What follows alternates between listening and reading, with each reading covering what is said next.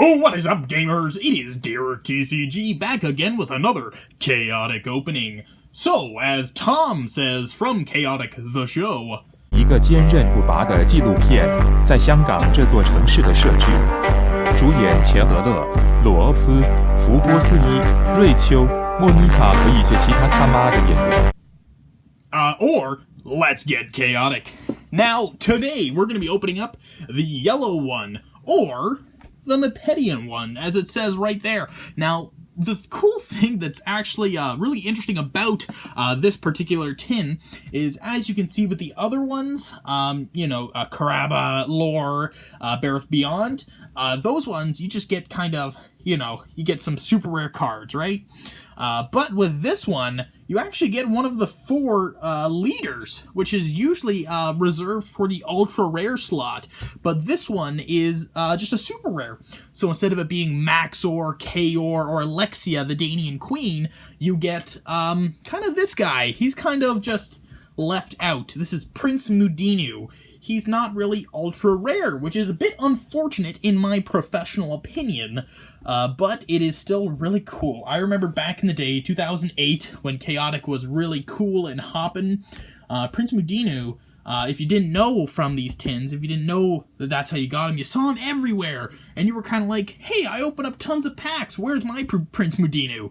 But then you see the tin and you're like, well, that's kind of a letdown. He's just a super rare card that you get at the front of a box. And as you can see, I have multiple of them. I have another one coming in the mail. I have more Bareth Beyonds. I have a Bareth Beyond right here. You can get him anywhere. But Prince Mudinu, bit of a letdown, but still very interesting artwork. Very cool. Damn, boy, he thick. Damn, boy, he thick. Boy, that's a thick-ass boy. Damn. Yeah, so let's get right into it. Let's get chaotic, as they say. When I got this one, you can see that the packaging is a little bit ripped open, but that's just the way it is. Now, cool thing about this ones, as you guys may have saw before, you get the deck case, which is the top of the container. You can hold up a deck like 60 cards, 2 super rare cards. So one of them is Prince Mudinu, and then we get another card right behind it. It's probably going to be Cross-Sectus, or Interest. I'm hoping for another interest. I already have 4 Cross-Sectus. And then 5 booster packs, one of which is Dawn of Param. The other ones are Zenith of the Hive and Silent Sands. So I've opened up a quadrillion Silent Sands and Zenith, but Dawn of Param, extremely rare, extremely hard to get, very expensive as well. Alright, let's see how I can get into it. Don't think I'm going to need a knife for this one. I think I can just peel it apart. Hopefully, at least. I know y'all are cringing that I'm actually opening this thing up. It's nice to just have them on the wall and not have to worry about opening them because they are very rare, hard to get nowadays, that they're very expensive, discontinued. But look at that, the artwork is so nice once the plastic is off. But yeah, no, I'm only opening these because, as you can see, I have more than one. I'm only opening up my doubles because, you have to have at least one of them sitting on the wall. These things are so cool, very lovely to open. Alright, so the booster packs are in there.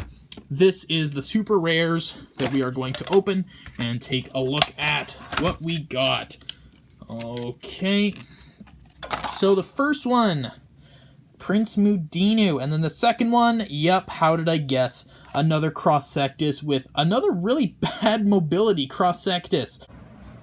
Why do I have to be so psychic? I just had to predict that I would get another Cross-Sectus. At least it's not like my Caraba collection. I got a lot of Carabas. But I am psychic and I hate it. I don't need more Cross-Sectus.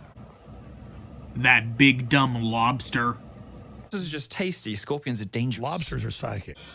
Decent health on this one, but not the best mobility. Same as the last one we got, it only has the 15, unfortunately, for the mobility, but it could always be worse.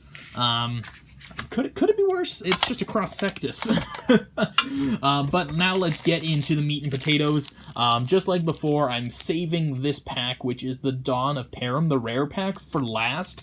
We're going to rip into Silent Sands, Zenith, and then Dawn of Param, 3, 2, and then 1. So let's see what we're going to get. Gnarlus, very cool guy in Chaotic. He has some pretty beefy stats, too. He's a big boy with a really nice artwork. Ravita Flower, Naina, Song of Dyad. I don't know if you guys knew, but Silent Sands is the Mipedian deck. Zenith of the Hive, Danian deck, Donaparum, just the Donaparum deck. Dexterous Storm, Viktar, Rhythm of the Reckless, or Rhyme of the Reckless, rather, our uncommon Trampling Tackle, Renin, another uncommon, Strain of Ash, and that is it for our first booster pack. Nothing too good. I already have all of those times a million. So let's get into the second Silent Sands. Oh, a Clodor. Very nice overworld character. Can never have enough of them. Overworld Embassy at the Mipedian Oasis. Hydro Balls. Mipedian Dew Farm. Symmetry Slam. Erasmus Assimilated. So if you guys don't know, in Zenith of the Hive, there is a Erasmus overworld character. Or not Zenith. Yeah, I think it might be Zenith. Yeah. There is a Erasmus overworld character, and he is the ambassador to the Danians on the overworld side, and it looks like the Mipedian, or the Danians rather, decided to get a little too close to him. And this is what happens. He gets assimilated, similar to how later in the series, during the Marillion Invasion expansion, there are brainwashed characters. Alright, the Hunter's Perimeter, Hammering Winds, and Sand. Wow, so creative. A lizard who lives in the desert. His name is Sand. Holy moly, that must have been tough to create. I don't like sand. Alright, now we're on to the second set. No super rares thus far. Hopefully the super rares are saved for that set. Trading card game, Zenith of the Hive. Third booster pack out of 5. Let's do this. Alright, so the Mount Pillar Reservoir. Munari. Reverse Fate. Glissando. Tassernil, that's a rare right there.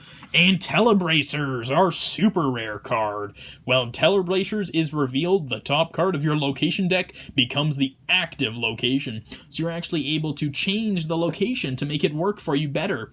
As you can see, this guy's kind of invisible too, so he's a bit of a Mipedian. That's one of the cool things about Mipedians is their invisibility. Their abilities to turn invisible and change the tide of battle. Being able to, not see your opponent can give you a bit of an advantage. In the show, it's pretty interesting. Everyone had the Spectro goggles, though, the things that made you so you could see the Mipedians. They didn't get used to the best of their abilities in the show, unfortunately. But Mipedians are really, really cool. If you look at a lot of their artworks, designs, for them just being lizards, they sure are pretty cool looking. On to our next booster pack. Culverdan, Dubin, oopsies, Freeze Flash, the Queen's Gate, Elementalist Pauldrons, the Barracks, very nice rare card, Overworld Embassy at Mount Pillar, another Jal, and then a Hive Destruction. So that was our booster pack. We got our super rare. Now we're on to the last one, but let's take another look at that. Very nice artwork. I love the rainbow design. It's not textured, unfortunately. Chaotic didn't have any texturing from back in the day, similar to how Pokemon has their texturing, but it is still very nice to be able to have that nice rainbow design. Very cool. All right, now on to the thing that we want to see. The Dawn of Param booster pack. Now, I have no idea what's inside this. I'm hoping for something good. I love Dawn of Param. This set is very fun. Torrent of Flame. Vidav, you can get him in the starter decks for the overworld, so they're not that interesting. Thrills of Diminution. Staff of Wisdom. Song of Fury, our rare. Myathquake. Wind Slash. Squeeze Play. Oh, that's a very nice Danian. Valini Devlan. When his squad leaders don't execute orders, Valeni Delav orders executions. So that was cool.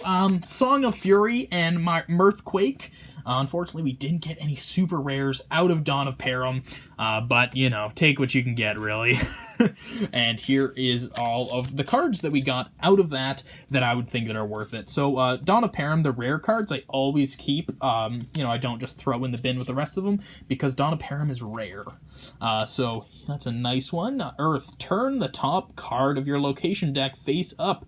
This becomes the active location. So it's very similar to the Telebracers. Then we get Song of Fury. Deal 10 damage to target creature until the end of turn. Another target creature gains Fire 5. And then we got our Cross Sectus, and then our Telebracers, and of course our Prince Mudinu. Very nice. Could have been better, but, you know, you gotta take what you can get out of these very rare starter decks. They're hard to find, usually pretty expensive, but they are fun as heck. Very fun. I'm just going to toss that right in there.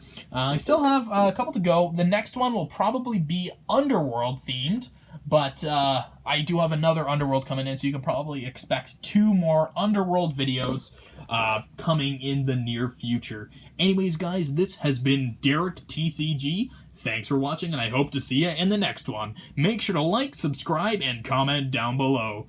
Thanks for watching.